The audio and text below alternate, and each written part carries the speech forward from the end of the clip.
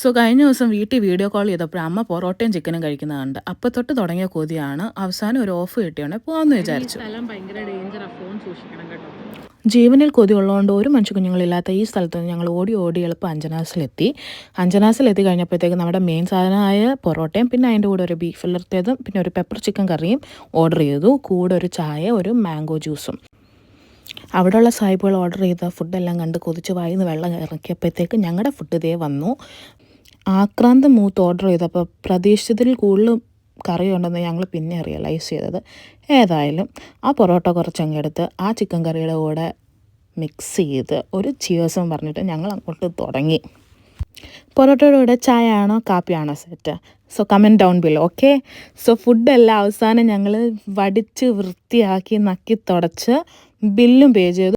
ഡിസേർട്ടിന് വയറില്ലെന്ന് അപ്പം തോന്നിയെങ്കിലും പിന്നെ ഞങ്ങൾ ഐസ്ക്രീം വാങ്ങിച്ച് കഴിച്ചു. ബൈ.